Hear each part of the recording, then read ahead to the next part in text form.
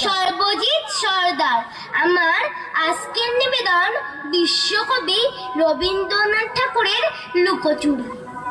আমি যদি দুষ্টুমি করে চাপার গাছে চাপা হয়ে ফুটি, ভোরের বেলা মাগো ডালের পরই কচি পাতায় করি লুটোপুটি, তবে তুমি আমার কাছে হারো। তখন কি মা চিনতে আমায় পারো?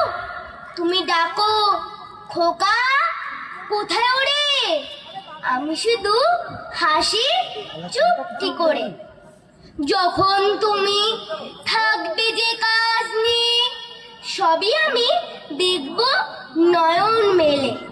সান্ডি করে চাপার তলা দিয়ে আসবে তুমি পিঠেতে চুল ফেলে।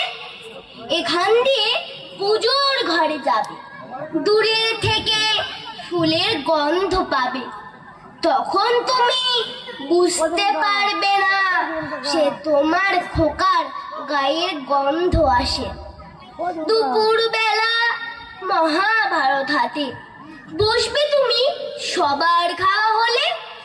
গাছের ছায়া ঘরের জানালাতে পড়বে এসে তোমার পিঠে কোলে।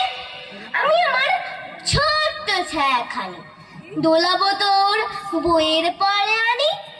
তখন তুমি বুঝতে পারবে না সে তোমার চোখে খোকার ছায়া ভাসে।